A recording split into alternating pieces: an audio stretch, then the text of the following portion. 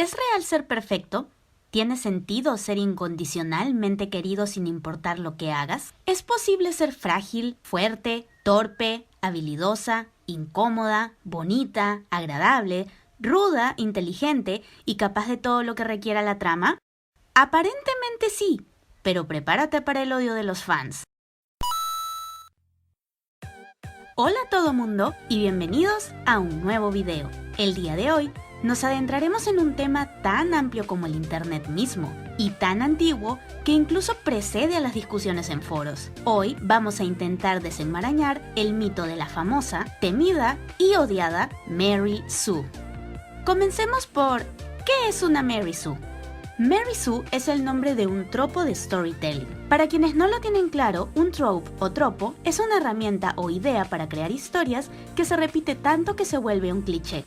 La Mary Sue, o como se le conoce en su formato masculino, Gary Stu, hace referencia a un personaje de la trama, comúnmente protagonista, que puede definirse como idealizado en exceso, a tal punto que podrías decir que el creador de dicha historia lo usa como alter ego o proyección de sí mismo, o que simplemente fue creado para que el consumidor de dicha historia lo use como alter ego o proyección de sí mismo. Sus principales características estarían en que capta toda la atención de la historia todo el tiempo, que la trama siempre se mueve a su beneficio personal sin explicaciones válidas y que no posee defectos que verdaderamente compliquen su arco de personaje. Con el tiempo, se ha ido ampliando el concepto cada vez más, y cada vez que buscas qué es una Mary Sue, es probable que alguien haya encontrado una nueva razón para identificarlas, que es tan perfecta que es insoportable, que todo el mundo la quiere, que es inexplicablemente poderoso o poderosa, que en realidad no tiene enemigos, que es súper hábil en cualquier cosa, que es torpe pero de una manera adorable, que es extremadamente atractivo o atractiva y que nada le sale mal, y muchas más. El concepto incluso ha traído problemas del lado de los creadores, ya que muchas creadoras profesionales del medio han concordado en que la popularidad y la fuerza que tiene el concepto de Mary Sue genera una tendencia de parte de las mujeres del medio a no crear personajes femeninos poderosos por miedo a que sean considerados de esta manera. Y si bien esto solía afectar solo a las mujeres, con el tiempo cada vez más se está comenzando a identificar a los conocidos Gary Stus, por lo que ahora es una preocupación general. ¿Y miedo por qué? ¿Por qué debemos sentirnos mal de crear una Mary Sue o un Gary Stu? Se considera que una Mary Sue o un Gary Stu, por todo lo que se ha explicado antes, es un tipo de personaje sumamente plano y por ende difícil de soportar a lo largo de una narrativa consistente, aunque igualmente se puede relacionar a este tipo de personajes que carecen de complejidad con la idea de una creación barata que simplemente tiene la intención de apoderarse de la atención de personas que normalmente no se toman la molestia de razonar mucho lo que están consumiendo, lugar que normalmente se le concede a los niños, ciertos adolescentes y, digámoslo, varios adultos. Pero ante tanto odio, tantas fanbase en guerra en internet y tantas cancelaciones en Twitter, quería que este video tratara de ir un poco más allá del mito, que exploráramos las raíces de la historia y podamos así definir claramente qué hace a una Mary Sue, cuáles son sus características reales, cómo podemos saber si de verdad estamos viendo este tipo de personajes o simplemente nos estamos dejando llevar por un concepto extremadamente maltratado por el peso de los años y la crueldad de internet. Y finalmente, ¿es o no es algo malo ser una Mary Sue? Para llegar al fondo de este asunto, primero debemos regresar al pasado. El año 1973. La serie de televisión Star Trek, creada por Gene Roddenberry, había terminado hace 4 años. Sin embargo, la llama se volvió a avivar gracias a una serie animada que contaba con las voces de casi todo el cast original. Así, cada vez con más claridad, se podía observar que una de las primeras fanbase de la historia se consolidaba. Los Trekkies, como se les conocía, era un grupo de personas sumamente apasionadas por el universo de Star Trek y sus personajes. Dicha pasión no tenía límite de edad, género o condición social. Si habías sido atrapado por el maravilloso mundo de Roddenberry, estabas dentro. Estas personas se dedicaban a discutir puntos cruciales de la trama, datos curiosos, posibles inexactitudes en las historias o explicaciones científicas para las mismas. Son estas personas las que, con su intensidad, apoyaron a formar parte del estereotipo del nerd o geek que ya se estaba desarrollando desde los años 50 y que lastimosamente perduró hasta principios de los 2000, aunque ahora todos sabemos que ese tipo de debates son simplemente geniales y que hace fuerte a las comunidades de fans alrededor de Internet.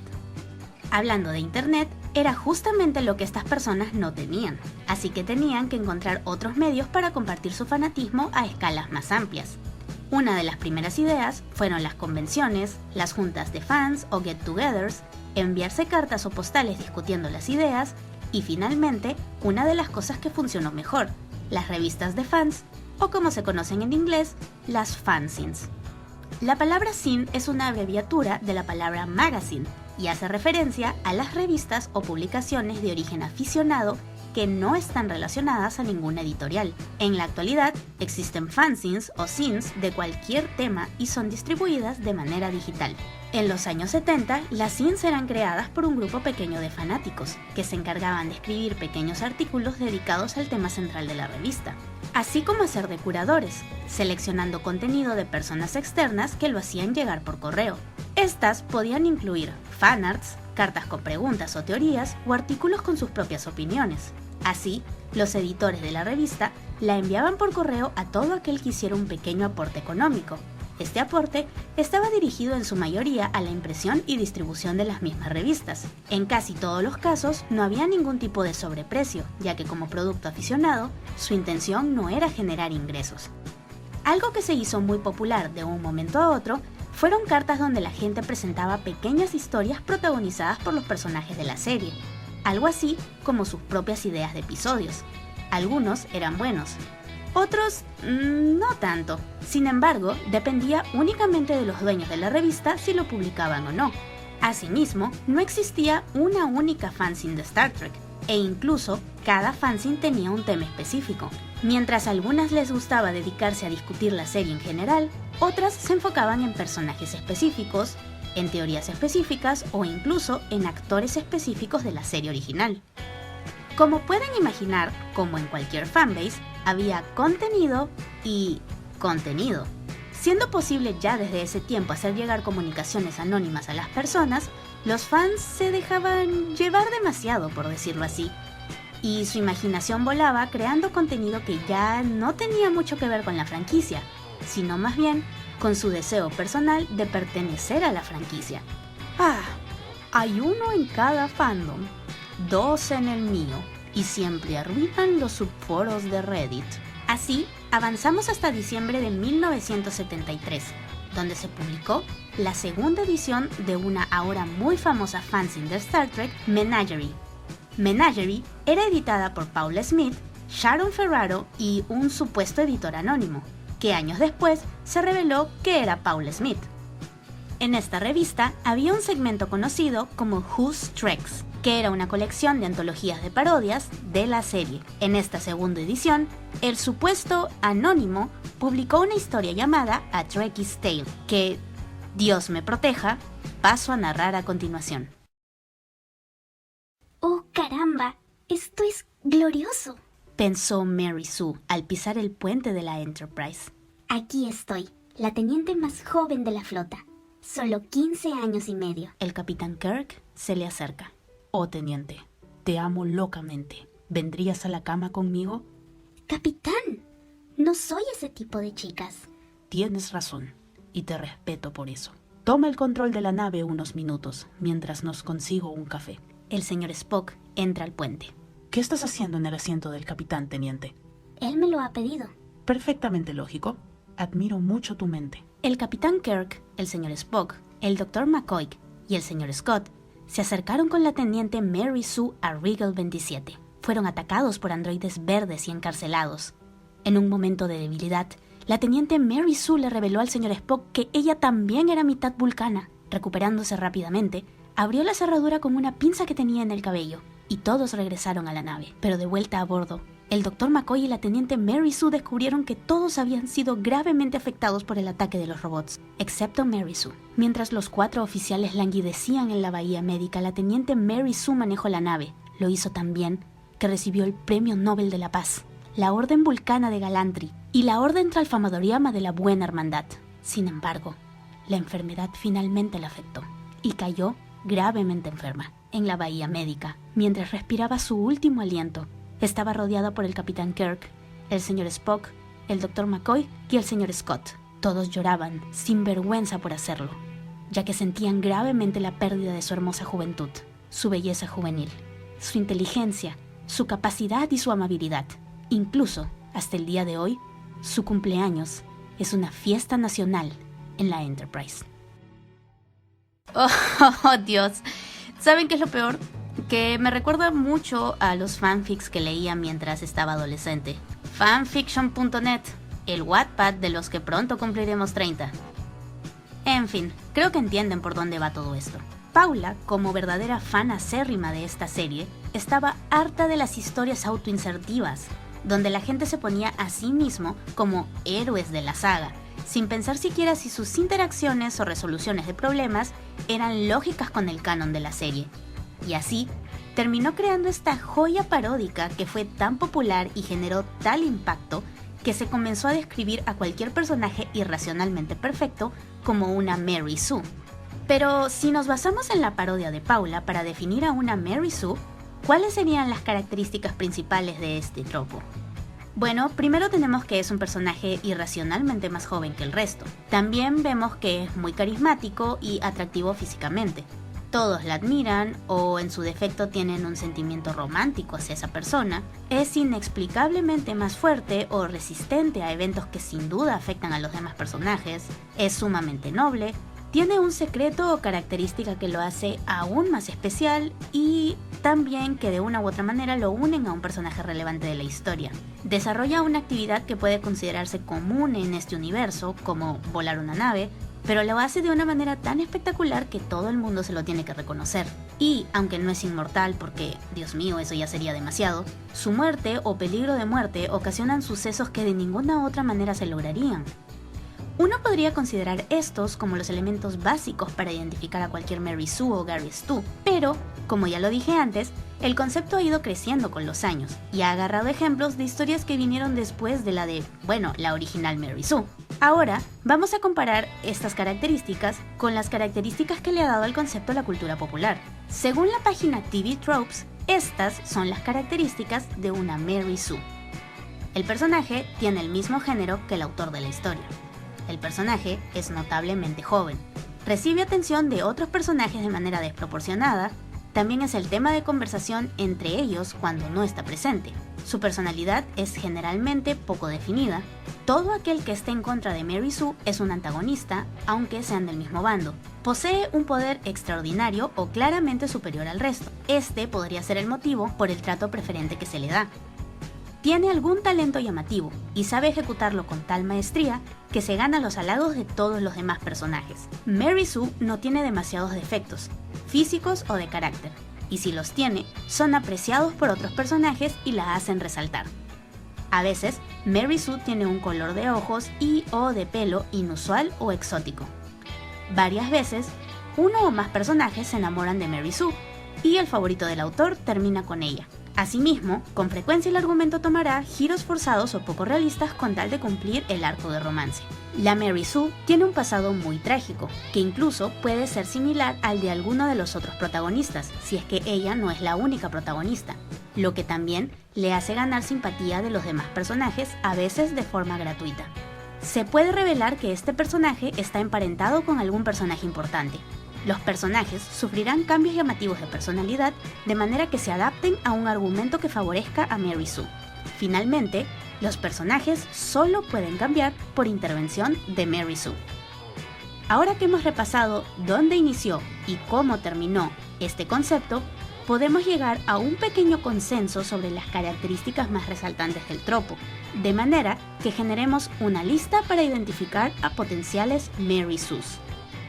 Después de todo lo aprendido, para mí, una Mary Sue o Gary Stu será un personaje que 1.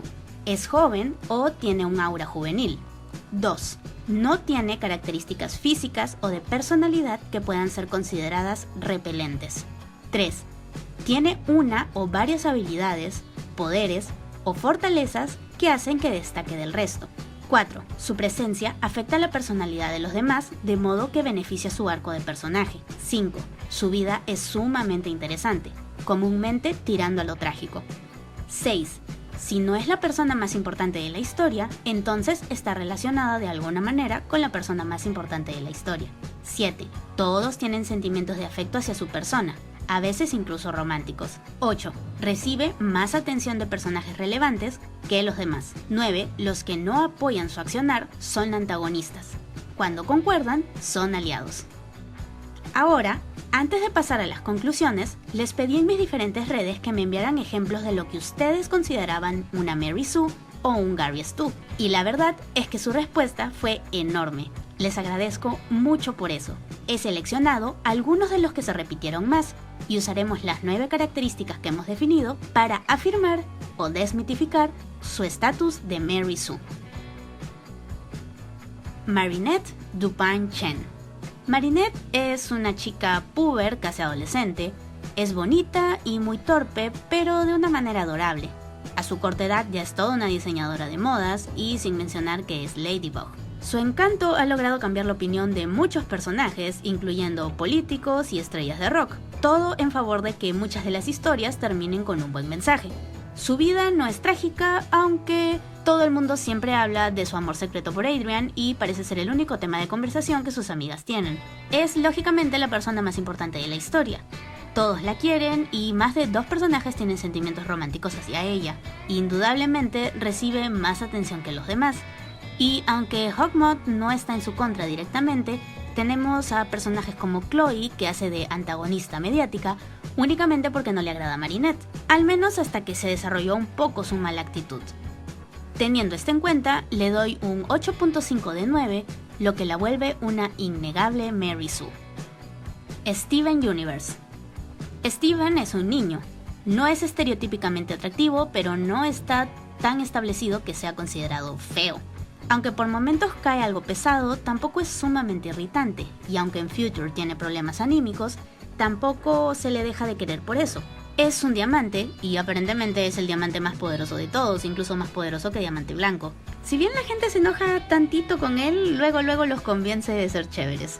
Su pasado es la espina dorsal de la serie. Es la persona más importante y está relacionado directamente con la persona más importante de la historia porque es su madre y él es su propia madre y ustedes entienden. Solo tiene un interés romántico, pero todos lo quieren, incluso los que al principio no lo querían. Recibe toda la atención. Y finalmente, las diamantes eran malas por no pensar como Rose, pero luego, cuando él es Rose, sí cambian de opinión y como digo, luego lo entienden y son bien buenas. Igual que Spinel. Teniendo las evidencias, no me queda más que darle un 9 de 9, Super Mega Gary Stu. Capitana Marvel. Haré este análisis basándome en el MCU completo y no solo en la película de Capitana Marvel, ya que me parece muy poco material para analizar. Bueno, Capitana Marvel no es una mujer joven, en realidad está en sus 30s, es estereotípicamente bella, pero se deja en claro que muy pocas personas aguantan su forma de ser. Sí, es canónicamente la persona más poderosa del MCU. Su presencia no cambia la personalidad de nadie, más allá de que consigue aliados, que no es lo mismo. Su pasado es más o menos trágico e interesante. En su propia película es la persona más importante, porque es su película, pero en el MCU no es más que un personaje secundario. Pocos tienen sentimientos bien definidos de afecto hacia ella y canónicamente en el MCU no tiene intereses amorosos. No recibe más atención que los demás superhéroes o algún tipo de atención desmedida, más bien es usada como herramienta para resolver situaciones que la requieren por su fuerza superior. Los antagonistas de las historias que la involucran no tienen nada en contra de ella específicamente, solo quieren lograr un objetivo que no está relacionado con ella. Con esto, lo siento por romper sus corazones, pero le doy un 3 de 9, un personaje que pudo estar mejor escrito, pero que no es una Mary Sue. Saitama, Goku, Naruto, Yugi y todos los héroes de Shonen. Todos son jóvenes, al menos cuando comienza la historia. Caen un poco pesados, pero no es para tanto, además tienen muchos amigos. Son los más fuertes de sus respectivos universos. Su personalidad hace que la gente cambie por su beneficio, normalmente cuando usan el tropo de el ex malo que se vuelve su amigo, o que la chica que lo odia termina amándolo y casándose con él. Sus vidas son sumamente interesantes. Todos son el elegido para algo. Tienen muchos amigos, aunque pocos romances, reciben toda la atención y normalmente sus villanos los odian, en específico a ellos, por sus habilidades sobrehumanas. Con esto no me queda más que darles un 9 de 9, Super Mega Gary Stu's. Katniss Everdeen y Bella Swan de los Juegos del Hambre y Crepúsculo. Sí, claro, chicos. No voy a perder tiempo con esto, creo que saben la respuesta. Star Butterfly. Es una adolescente, es bonita y es lo que se conoce como dorky, aunque sí tiene muchos dilemas internos. Es la Butterfly más poderosa, aunque no sea realmente una Butterfly. Muchos personajes cambian su personalidad original para adaptarse por conveniencias de la trama, y si no, desaparecen para siempre de la trama. Lógicamente, su vida es interesante, es la persona más importante de su historia, todos la quieren y más de uno la ama, no recibe atención desmedida en mi opinión, y los antagonistas de sus historias tienen intenciones propias que no están relacionadas directamente con ella más allá de la varita. Con esto le doy un 6.5 de 9. Casi una Mary Sue, pero la tridimensionalidad de su historia la salva. Finalmente, Rey de la saga de Star Wars. Rey es una chica joven, es bonita, valiente y noble. Es aparentemente la usuaria de la fuerza con vida más poderosa. Su existencia cambia patrones preestablecidos en el universo de Star Wars de cierta forma. Su pasado es trágico y primordial para la trama. Es la más importante de su saga y, spoilers de una película que pasó hace más de 5 meses, es la nieta / clon del villano principal de las 3 trilogías. No todos la quieren locamente, pero sí la quieren locamente todos los personajes de la saga original, lo cual se siente como, por favor, apruébenla. Y tiene a Finn, que es su amor incondicional, y a Kylo Ren, que es su amor prohibido o algo así. Recibe más atención que los demás personajes. Y los antagonistas tienen sus propias intenciones, pero, spoilers de una película que pasó hace 5 meses otra vez, Kylo se une a su bando porque concuerda con ella. Esto da como resultado un 7.5 de 9, lo que la define como una Mary Sue, aunque te dé vergüenza aceptarlo. Conclusión. Considero que la figura de Mary Sue o Gary Stu no es necesariamente mala. Si se juegan bien las cartas, terminas consiguiendo un personaje que puede llegar a ser aspiracional y hasta un ejemplo para las audiencias. Esto dependerá de en qué situaciones y arcos de historia se desarrolle esta Mary Sue.